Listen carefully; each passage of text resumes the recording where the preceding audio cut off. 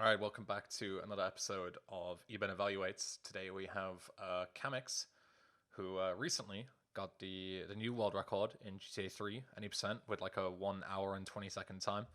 We're very close to that glorious sub 1. Congrats, brother. But yeah, today this is his Vice City SSU PB. He's looking to come back to VC at some point, so I said I would look at his PB and see what we can change, any updated strats and whatnot. It's a mid 52, 52-32, I believe. Pretty much smack bang in the middle. And yeah, as the usual kind of formula goes, if you have a PB that you'd like me to look at, you're welcome to find me. There's a million different ways to contact me in the description. Twitter, YouTube comments, Discord, whatever. And it doesn't necessarily have to be Vice City. It can be GTA 3, SA, like maybe even another game. I can always find someone in the community who's more qualified to speak about those games than I am, and we can do a sort of collab. If you want live coaching, the same applies. We can sort something out. So yeah, don't hesitate to get in contact. I have a couple more of these that I have in like a queue, but you're always welcome to add to it. But without further ado, let's get into it. I'm also planning on maybe doing a more shortened version. I get that maybe not everyone wants to watch like an hour-long like run every single time, like watching someone's PB, especially if they've already seen it. So what I might end up doing is like editing out the parts that I'm not directly talking about an improvement or something worth mentioning, and maybe cut it down to a bit less time. And yeah, we'll go from there. So let's get into it and let's see how it goes. So I think the first thing to mention is that I always say once you get to around 53, 52 level, I think it's completely fine to start using the Admiral. It does save 10, 15 seconds per reset. It completely depends as to whether you want to restart the game every time or not, but I'm sure Kamiks probably doesn't mind considering he's already doing the same thing in GTA 3. It's not that much different in VC. But yeah, it's slightly less consistent starts, but I think the time save is overall worth it. But if you want to stick with Molotov, that's completely up to you. I just think it's worth considering at your skill level.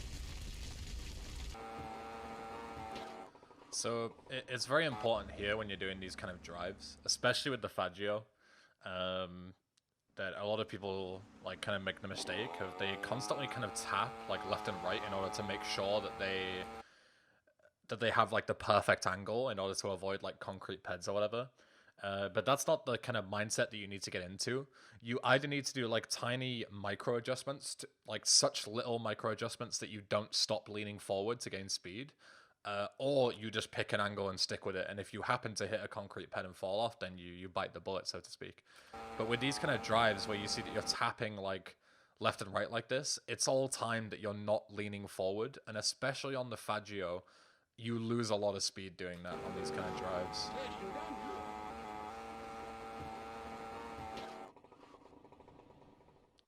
If you compare that to Marushko's time on that drive, you'll probably drop a few seconds there. And at this level, that's pretty significant. So when you pull up to this marker, you don't want to be you don't want to be pulling away and then running to the other side of the bike. That's pretty inefficient. What you instead want to do is when you pull up, you want to turn right instead. And then as you get on, you can kind of drive forward and you'll drive towards Mercedes to kind of pick her up on the fadeaway instead.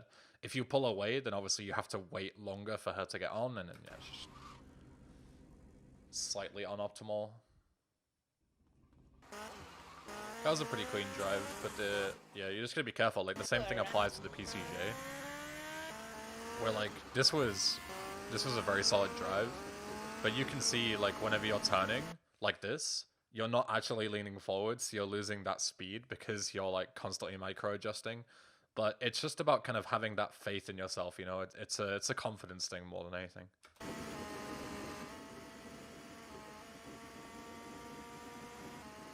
So yeah, you can see the exact same thing there. I'll point it out because you'll need to drill it into your head. But on this drive, it's the exact same thing. You have 3 seconds or so there where, fair enough, you're not taking the risk with traffic, but then you're just not leaning forward at all. You're just driving like a casual player would here. There. The whole time. You're just on holding W speed rather than, you know, speedrun speed.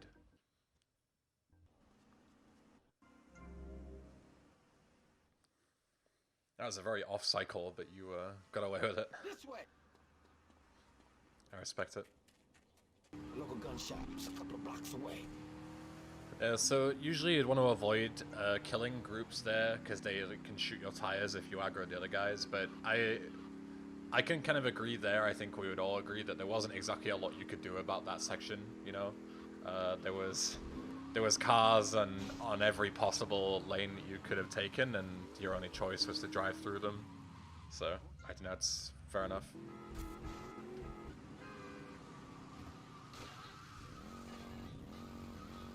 Classic freeway memes.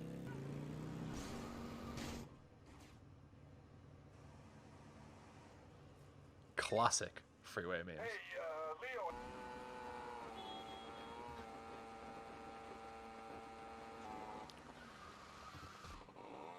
Leo. Yeah, so that was kind of like what we call semantic error, where it was just like you kind of spent too long trying to look away from this guy, and then if you see like when he spawned here anyway, it's difficult to show on VLC because of the dumb like lag when you pause. I really need to find a better player for this. But like you see here, I mean, maybe this is like Captain Hindsight speaking, but like I saw him spawn in.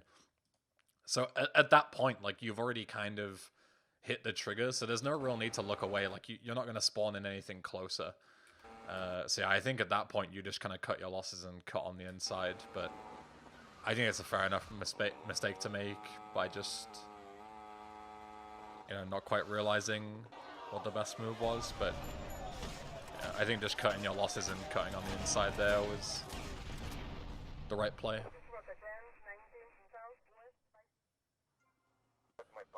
Yeah, I remember.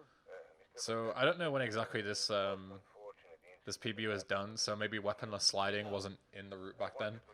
But yeah, ideally you want to learn to weaponless slide here, Kamiks. And you can either push the bike all the way, or you can grab the pistol and do the more optimal, you know, T-swine and more shootout as a result, and still push the bike. They're both preference, but they're the optimal ways to do this kind of segment nowadays.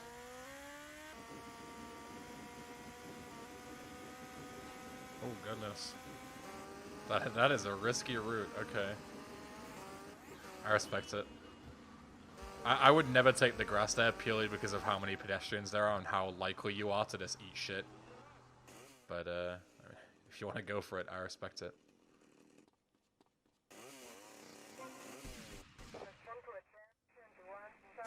Oh god. Fucking Christ. Oh my days. Yeah, that is a pretty tragic segment, but sometimes the cops just meme you. There's not really too much you can do.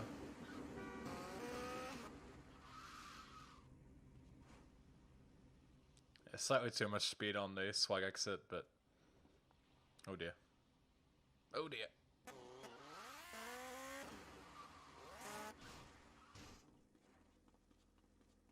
Shoot him!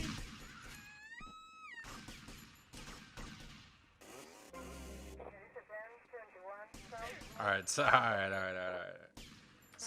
first off, if you're like somehow in this situation again, like the bike outside, considering you were already right next to it, like running back here to then grab your bike, which is in a less optimal position when you have one right there waiting for you, this is not worth it. But if we go back like to where this kind of all kicked off, there's definitely a lot of room for improvement here. This is quite sloppy. You clip the plant, which happens, but just in case, like, you know, you or anyone else who's watching the video isn't aware of, like, the best kind of way to deal with this is you want to, like, bail out while grinding against this wall. So the bike is, you don't lose any speed from slowing down, but also the bike is in a nice optimal position. We used to just throw the bike through the alley and hope it was in a decent place, but this is a lot more consistent. And then once you enter this cutscene, you want to wait until the guy, like, I don't know how you describe it. He, like, twitches almost. Like, you'd know it if you saw it, where, like, just wait for him to move and then skip the cutscene. And also, don't sprint into the cutscene for the same reason. Like, sprinting into cutscenes is usually a bad idea. But yeah, if you just don't sprint into the cutscene, wait like half a second until he kind of like is about to, talk to you or whatever, and then skip the cutscene. He won't immediately start sprinting when you jump off here, and you can kill him in midair with the chainsaw, grab the bike, and leave. Like it's slightly difficult mechanically, but it's so much faster than doing this. This is like 10 seconds maybe.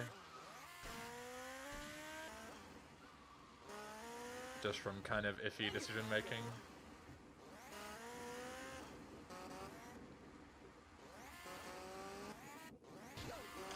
Jesus Christ. Very lucky there with the jump, but that's just practice. It seems that for most of these like exits, you just go way too fast. Like you just, you're like a, what do they call it? Like a bull when it sees red. Just launching yourself at everything. You just gotta slow down a bit earlier, just relax a bit. Because going fast is actually going slow. Who knew?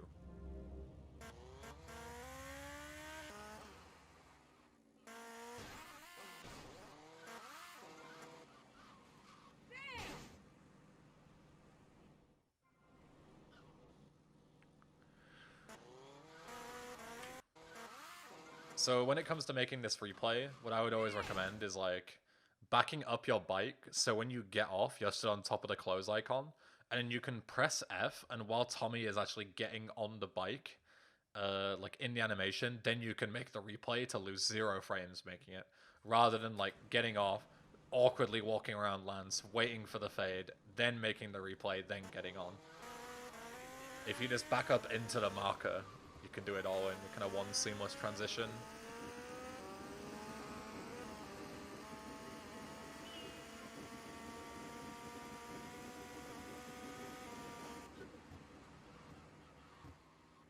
Right, 1150 entry is A-okay. Just be careful when you're heading over these. Obviously, you kind of don't want to floor it the whole way and get like as much speed as possible, because the more speed that you, the more time that you're in the air, the more time that you're airborne, is more time that you can't be on the ground gaining speed, right? So, like, if you're flinging yourself off every jump, you're, losing potential seconds there. So just be careful with the, like, especially that bridge where it's basically just a ramp. Gotta be careful. Slow down a bit more on those. So in this segment, as soon as you clip through the gate zip, you can turn around, and most of the time, like if you're looking here, most of the time a car will spawn behind you. It might not have done this time because you already have 2 here, but you could have looked to glitch this just to make the chase drive a bit easier. The chase in Furnace Drive is one of the trickiest ones, so having a glitched car here makes it a ton easier, and obviously you're still on time because you have quite a big window here. Tommy, it's Ricardo Diaz. I want to thank you for looking out for me, my man. I heard that prick said he said you're the real deal, my friend. Will you not come see me? I need a guy like you. All I have now is dickheads. And if 3 close replays doesn't work for you here, like you're supposed to skip the fade entirely, like this really long fade here with Diaz.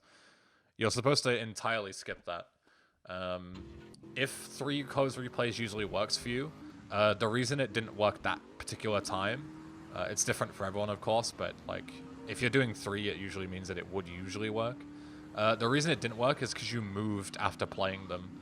So what you want to do is you want to like make sure you're stood still in the marker, then play 3 close replays, and then not touch the keys again, and you'll get the optimal kind of fade shot in there.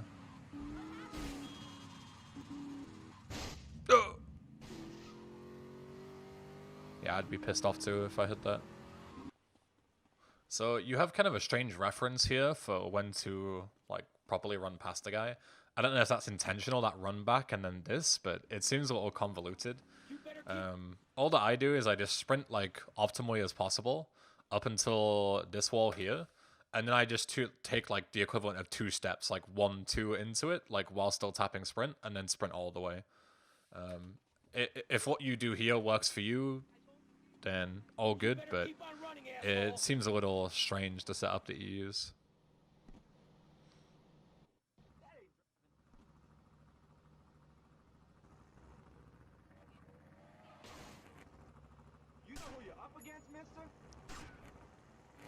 I'm pretty sure at the time, Iguana's setup wasn't found. But so I'll just say it's heavily recommended to learn Iguana's setup. It's slightly faster and it's a lot safer. And also glitch cars here. Like, as soon as you get out and you get to this intersection, there's always going to be one chilling. Like, you can shoot this guy, it's whatever, but I mean, like, you have time to do both, and you even whiffed on the guy and he ended up popping your tires anyway, so... but yeah, so like this taxi is primed to glitch because it's not moving because it's at the intersection. So you can just easily glitch it and you'll have like 3 glitch cars by this point. You could also go for that perennial there, you know, the taxi. There's a number of good options here and you can have like 3 glitch cars before you even start Phnom Penh. That Glendale would have been perfect as well. Like this drive is optimal to glitch cars. Because a lot of them are not moving, so you don't really have to time anything. You just shoot and play the replay. I just noticed as well, by the way, that you mash F to bail out. Just so you know, you don't need to. You can just hold it, just F3 and then hold F, and you'll bail out like optimally.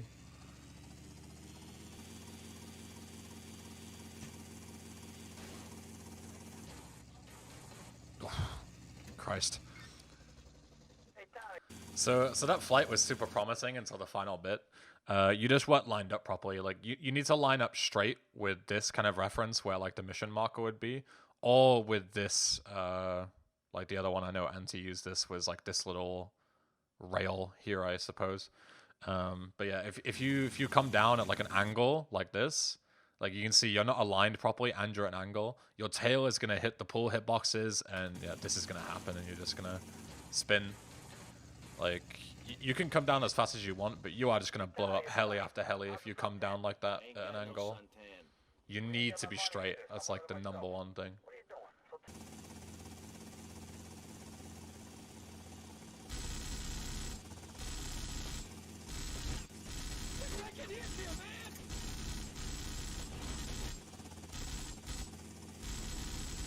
So there, the order was pretty much optimal. You just whiffed on the first guy. Personally, I always blow up the van first and then hit the guys as I'm driving forward. I don't think that's any faster. It's just easier for me. Maybe you can try that. But yeah, aside from that, the order, like with the basketball court guys, I was ready to tell you how to do it properly because nobody does it properly. But yeah, that was spot on. That's the hardest section of this mission.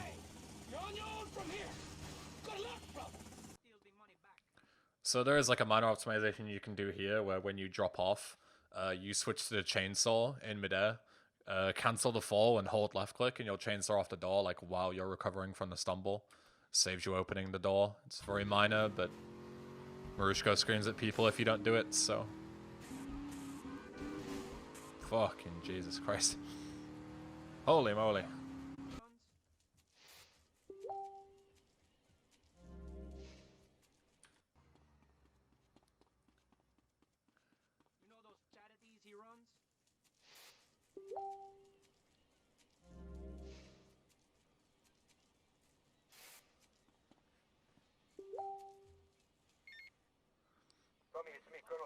Alright, Kamiks, weird flex. We get that you get notifications, alright? Relax.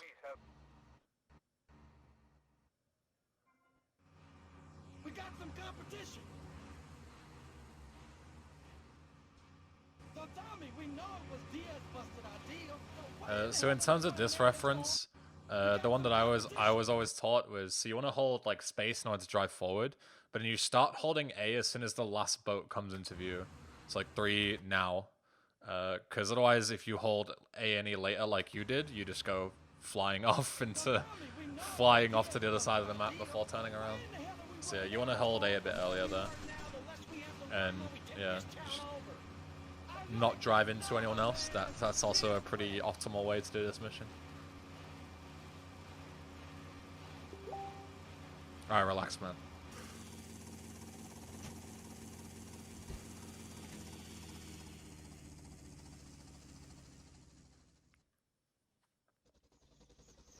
So, some slight optimizations here. Instead of kind of doing the drive as we say iteratively, like one kind of mechanic after the other, you can kind of fit them all in at the same time. So if you ever see like Marushka or Anti or Guy or someone landing here, you'll see that they kind of turn into it. And what they'll do is they'll land and then hold S and E, which obviously will slow you down, but also spin you around. So you basically do like a 180 as you're sliding to land. And it faces you, you know, kind of northwest, so you're ready to fly off again. Instead of here where you kind of like, you start slowing down, then you land, and like then you turn, and you don't kind of land in a proper place, so you have to like fix it afterwards. And then also, once you get into this marker like here, like once the mission has started, maybe wait half a second, and if you play your close replay, you can shorten this fade as well. Security protocol. Delta anti-echo triggered. Vehicle self-destruct initiated. Simple fix for that little blunder, as I'm sure most of you know, is just don't shoot while you're on a skiddy like that while you're turning. So you're just asking to get destroyed here. And also, when it comes to taking this corner, you want to make sure that you either like run through this pole, the traffic light here, or you kind of hug the wall on each side. Because if you skim against this pole, you'll get stuck like you did. And it's just, yeah. We're going to have to do it, because otherwise we're going to be dead. Don't glitch that. We're in too far now. But thanks for the call. Speak to you later. Yeah. Never want to glitch extra cars when you, even like you have more than enough glitch cars here. You never want to be in a position where the call ends and you're not immediately here ready to go, because it's just pissing away time for no reason. Like just for one extra glitch car, it's not worth it. Jesus. Rough landing.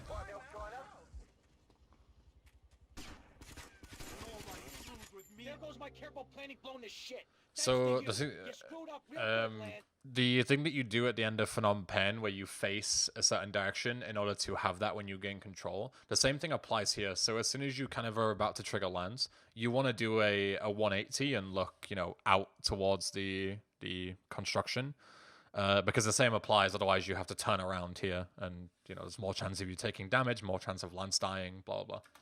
He killed my brother. What do you expect me to do? Mow his lawns? We're gonna have to take out that prick Diaz before he takes us out. You okay to use a gun? Sure, I guess. Nice to see you too. Let's get out of here. So, yeah, so you don't have to do that like kind of unoptimal spin there.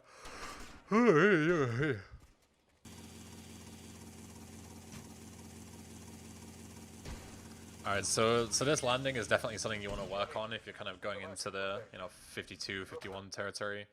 Maybe even lower. I mean, you know, if you're not a beginner anymore, I guess, is this parking job where you've parked is so far away from the mansion entrance that as soon as you start shakedown, you're going to lose like 5 seconds at the start of the mission for free because you have to run all the way to your helicopter. So the kind of optimal landing is to go in like low in between these two trees and then kind of do the same 180 slide, but with A instead of like A and Q instead of S and E that I mentioned. So the only places where you can't park are, you know, in front of the stairs where the despawn radius is, and then where the stinger is going to spawn on shakedown, which is like in this little corner here, you know, like next to where the Infernus is. Anywhere else in front of this kind of, like, in front of these trees here are kind of fair game. So what you ideally want to do is you want to, like, pull in, and then spin around, and then leave through this gap. Like, go in on this side, out through this side, rather than, like, landing over here and having to run all the way in, do the mission, start shakedown, and run all the way back again.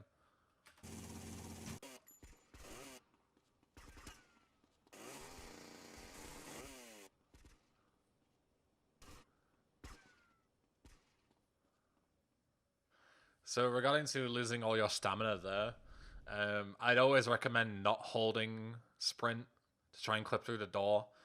In my experience, like, I might be wrong on this, but I mean, I've done this clip enough times. It doesn't seem to be any more consistent if you hold it. So tapping is just better because if it takes a long time, then tapping, you have more leeway to be able to sprint. Like, it's all well and good you clip through like half a second faster because you hold it, but then you lose 3 seconds by not being able to sprint later on, you know? And yeah, as I mentioned, like, you'll lose quite a few seconds here from having to run to the heli because it's so far away. I forget what an optimal mall entry is. I think it's like 414 or something. Some shit like that. But Yeah, as you can see, like the time is going to be way off at this point. Yeah. And the same applies to the landing here as it does say yes, you need to like slide and go in. Yeah, so 409. Yeah, so as I said. Yeah, you want to do the same thing as you want to go down slightly fast and then slow down and hold S and E to slide around as you go.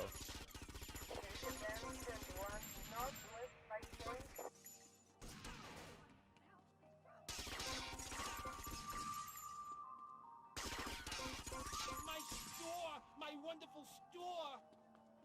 So good overall. You know, kind of shit windows, and you kind of got caught without ammo on the first one, but you can, if you're doing the like 800 nades glitch or whatever it is, which people do nowadays, then you can look at grenading those windows. I don't know too much about the strat because I haven't learned it myself because I haven't gone back to VC yet, but there are videos. Pretty sure it's slightly more optimal for this mission now, so you can look into that if you want to save a couple of seconds here. But most importantly, save a couple of seconds by not parking like a, you know, someone with a 105. That was toxic, I'm sorry.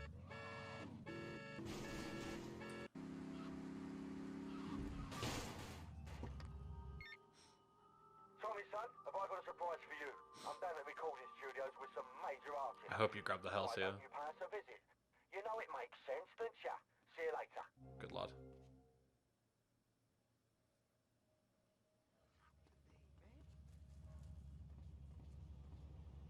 Get in the car. So here, if you want to be mega optimal, you can knock off the door. You know, you can like kind of drive along and scrape it off. I personally don't because I think it's really dumb, but it's technically faster. Where you can scrape off the door, but then the issue is that if you get a cop spawn here, which can happen fairly often after you drive by the two guys, because you're guaranteed a wanted level for doing so. If a cop spawns, you're just fucked and your run's over, because you can't obviously shut the door to kind of block him out. So it's worth noting at these kind of, you know, higher level, like PB analyses. Is that the plural of analysis? Analyses, but you know what I mean. But I'll also recommend against it, even though it's technically faster.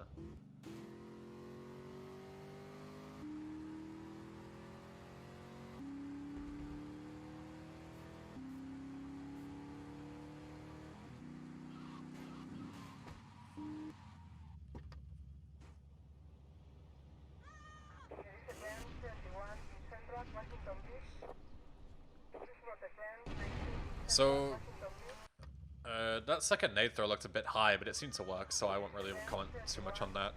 But in terms of like your lineup here, you gave yourself like almost no room to actually hit this snipe. Like the same thing applies as Death Row, where you're looking when you start the cutscene is where you're going to be looking when you finish the cutscene. So you want to be prepared and aiming at like head height for these guys over here. But for some odd reason, like you ran so far and then, you know, you were like barely prepared by the time they're coming around the corner. So then you're going to have to flick to actually hit one of them. So yeah, you want to make sure that you, like, as soon as you get past that kind of wooden post, you know, take one step, then crouch and spend the rest of that time, you know, the brief 2 seconds or whatever you have, lining up like optimal head height to shoot someone off a PCJ. Because otherwise you're just kind of screwing yourself over.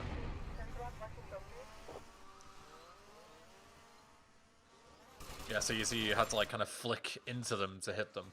And that just adds more room for error, so there's no need.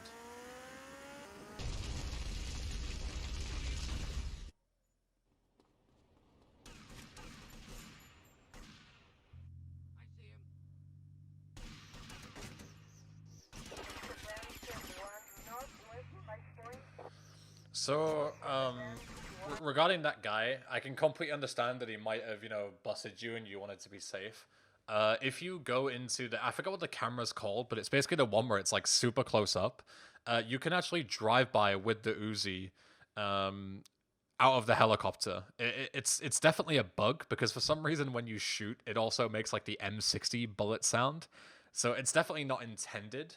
But yeah, as long as you go into that camera, you can drive by and you could have just killed him as you're taking off instead of getting in and out again. Just a little thing. Like, you could have kind of saved yourself a bit of trouble here.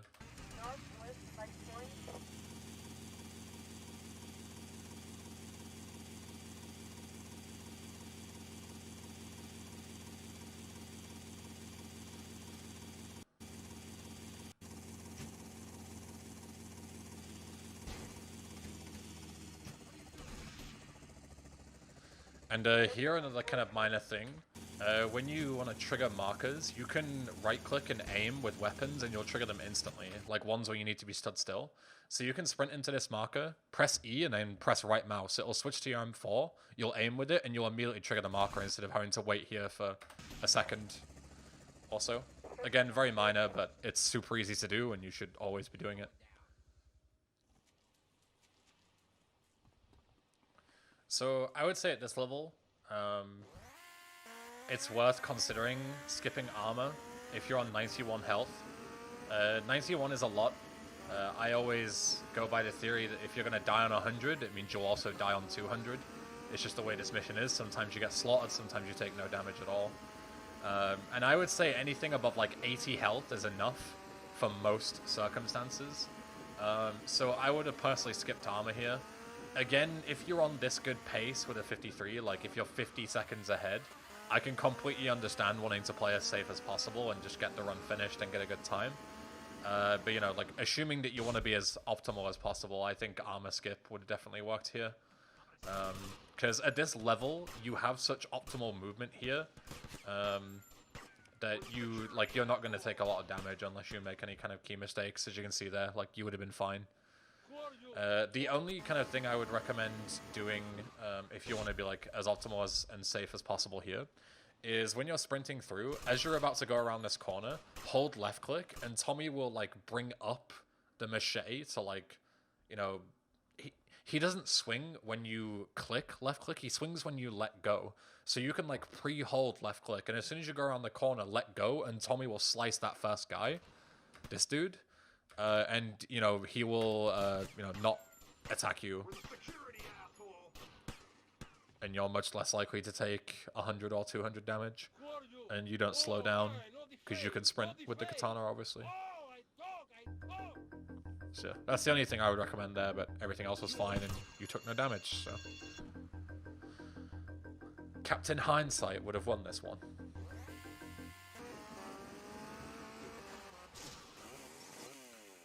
So that was pretty unfortunate. You just had a kind of a shit angle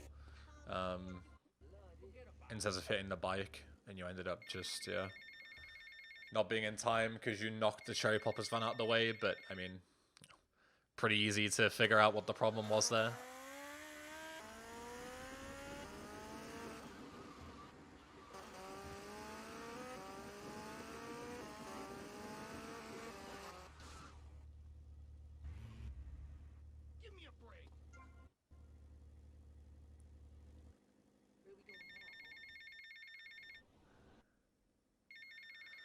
You also need to be very careful with the way you're jumping. So if you're going for fade skips here, which I assume you are because you're doing all the movements, you need to be very careful because if you were in time here, you would have likely failed and lost the run because you would the buy marker is still here, right? And it blocks calls if you stand next to it. And with the angle that you're jumping in here, like jumping to the right side of the marker, the call wouldn't have come in and you would have started the mission again. So you kind of got lucky that you were too slow here because this would have killed your run if you weren't too slow. Like when you teleport, you need to look like directly facing like this and jump straight into the left side of the marker. If you jump into the right, you'll just instantly kill your run like that.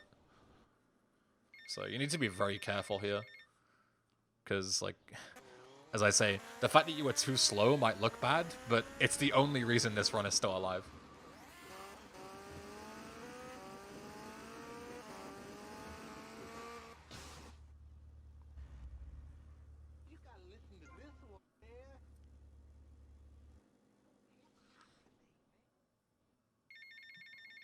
Yeah, that's more like it. Like, jumping into the center is fine. Obviously, the left is optimal and it's safer. But yeah, like, that second jump was so far right that I don't think you would have kept the call at all.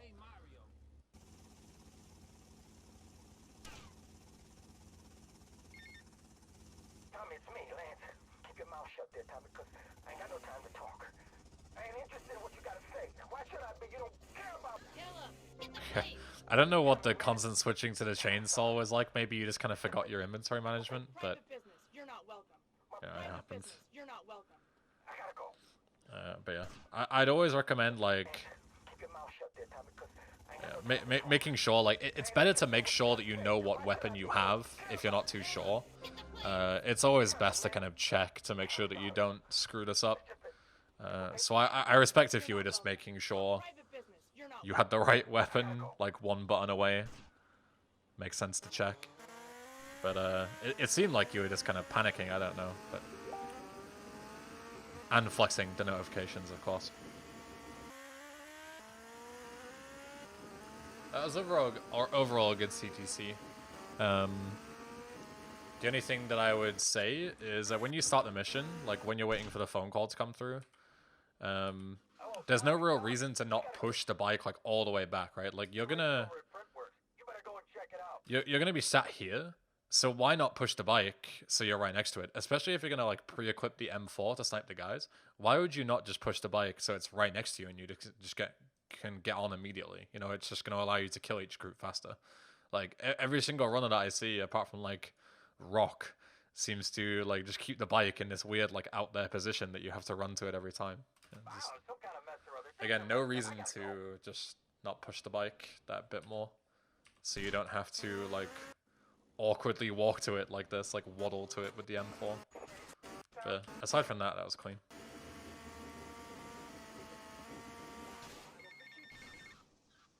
Tommy, it's Lance. We got big problems. Come down here right away.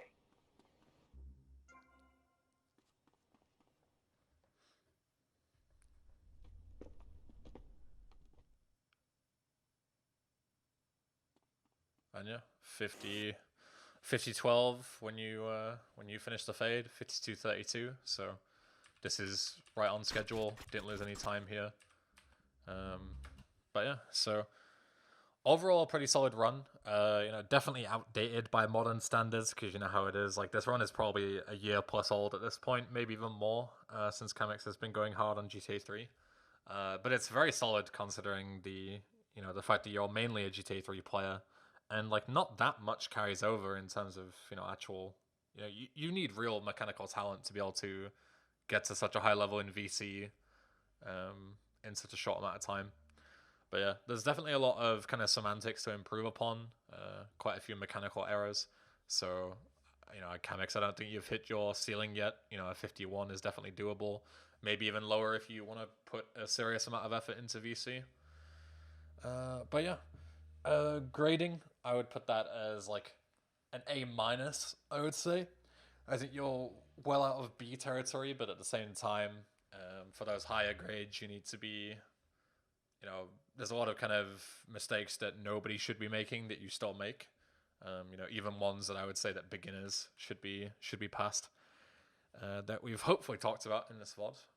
But yeah, so I will see you all in the next episode. Thank you very much for watching, and hope you all learn something today. That is the idea, to educate as much as possible.